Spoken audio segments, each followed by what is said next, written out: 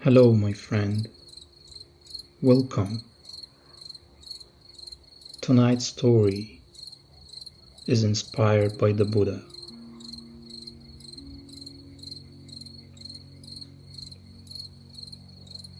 Your mind is loud tonight. I know. The thoughts that come at this hour. The replaying, the worrying, the what ifs that arrive the moment your head meets the pillow. You're not the first person to know this kind of exhaustion. Fighting your own mind is the oldest battle there is. And tonight, I want to offer you something different.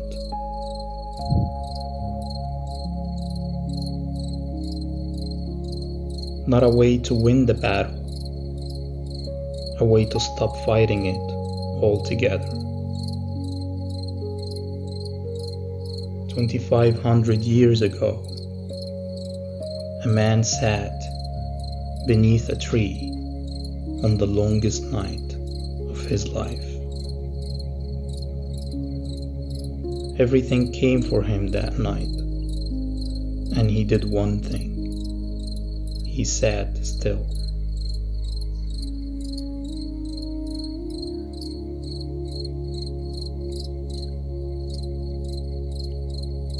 The place was called Buddha Gaya, a quiet bend in the river, a fig tree with roots older than the village nearby, wide branches spreading like open hands over the dark ground below. The man who sat beneath it had been walking for 6 years. He had tried everything.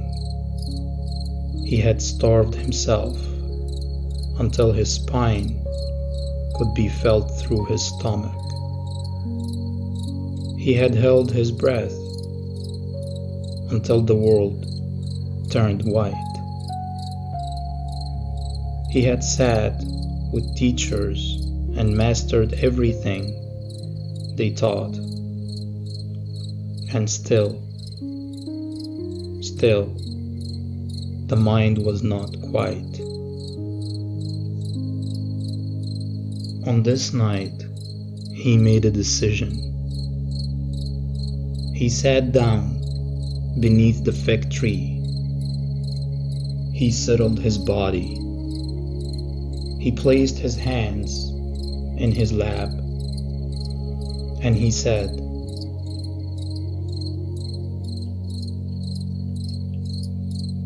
"I will not move from this place until I understand the nature of the mind."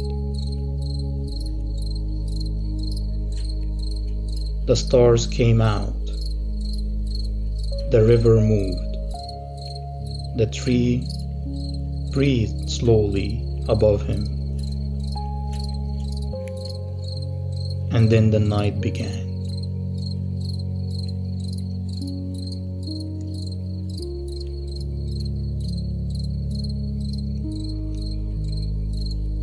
His name was Mara.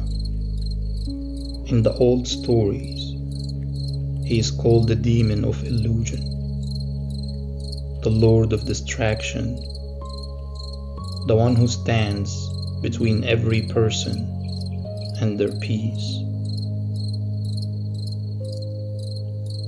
But Mara is not a creature with horns and fire.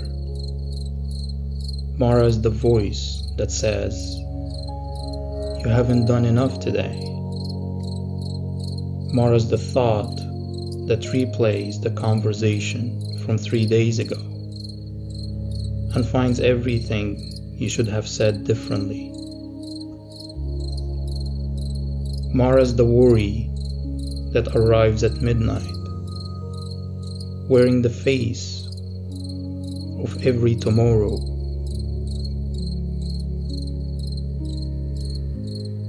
You know Mara.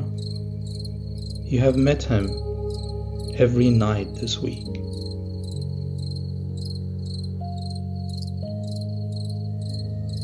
He came for the Buddha in waves. First, he sent his armies.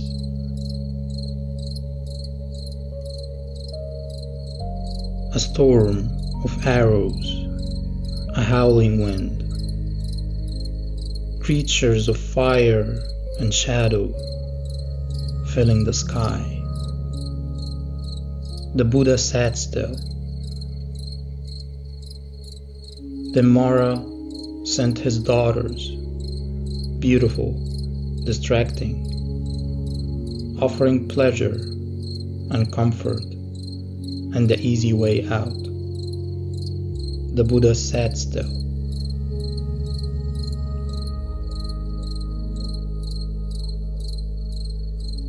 Then Mara came himself. He stood before the Buddha in the darkness and said, "Who do you think you are? What gives you the right to sit here? What makes you believe that you, of all people, deserve to find peace?"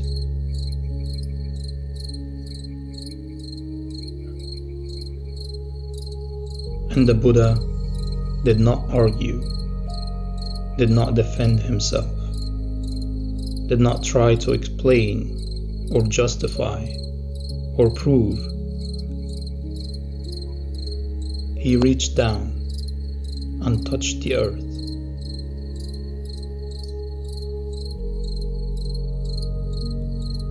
His right hand moved slowly, fingers extending downwards until they touched the ground beneath him. In the old texts, the earth trembled, not violently, not dramatically,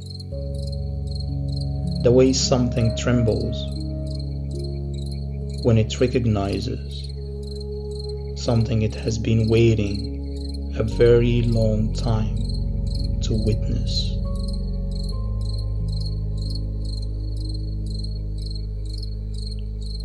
I am witness. I have held every living thing that ever lived, every grief, every war, every night that felt like it would never end. I have held all of it, and I am still here. He has the right to sit. And Mara dissolved, not because the Buddha destroyed him, not because the Buddha was stronger or louder or more powerful, but because the Buddha saw him, named him, refused to be moved by him. The demon of illusion has only one weakness. He cannot survive being seen clearly.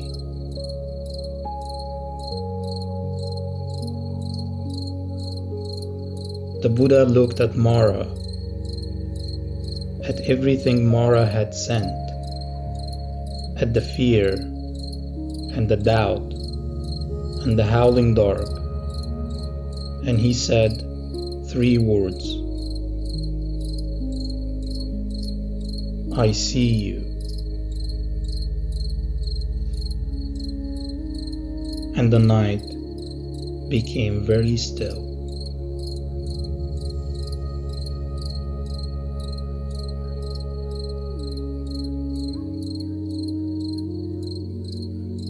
The teachers who came after the Buddha spent a long time trying to understand what happened that night.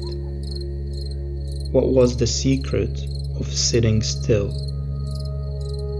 while everything tries to pull you from yourself.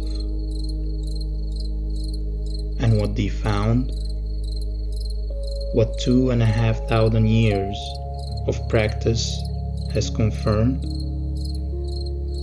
is that the thoughts that disturb us most are not destroyed by fighting.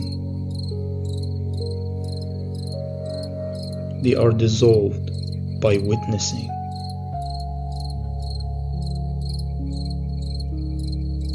The anxious thought that comes for you at night, it does not need to be argued with. It does not need to be solved. It does not need to be pushed away or silenced or overcome.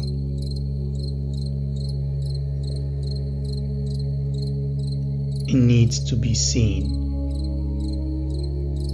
clearly, named quietly, and then held still.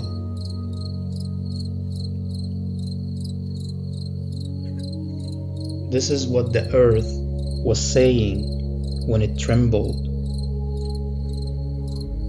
Not you are invincible, not nothing can touch you, but you have the right to sit here.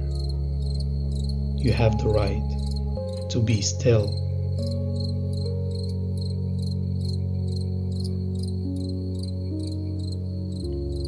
Everything that comes for you tonight, every worry, every doubt, every voice that says you haven't done enough, you don't have to fight it. You only have to see it.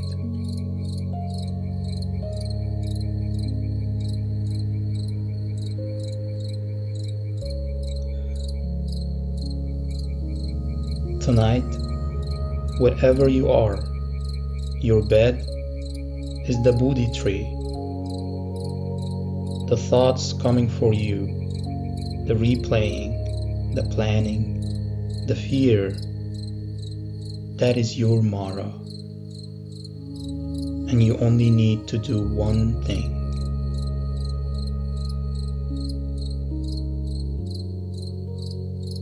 Not defeat them, not silence them,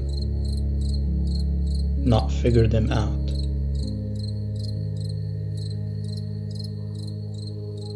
Just see them. Look at what is there, clearly, quietly, without flinching, and say, I see you. I see you worry. I see you doubt. I see you fear. I see you and I'm not moving.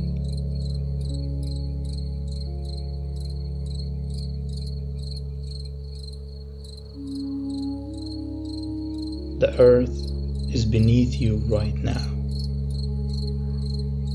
It has held every person who ever lived through a long night. It is holding you.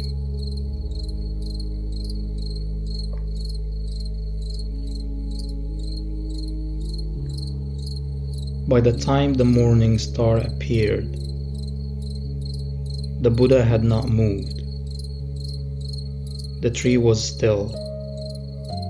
The river was still. The night was still.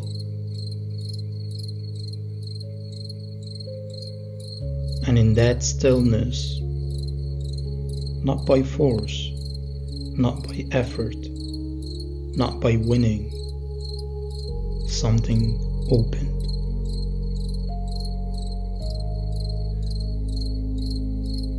The teachers say he understood in that moment the nature of the mind.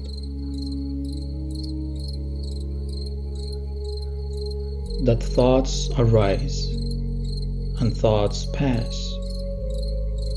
That nothing that comes in the night is as permanent as it feels at midnight.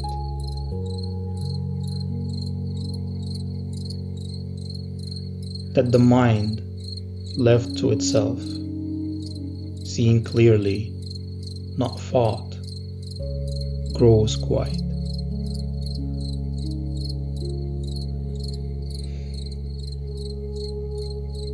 You don't have to defeat anything tonight. You don't have to solve anything tonight. You only have to do what the Buddha did. Touch the earth, sit still, and let the night pass through you, the way wind passes through a tree, moving the leaves, but never moving the roots.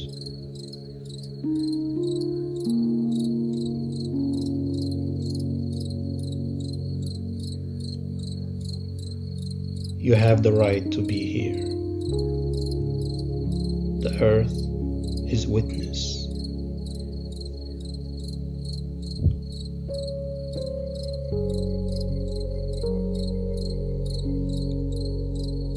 If the earth witnessed something in you tonight, there are more stories here, a new one every week. Rest now.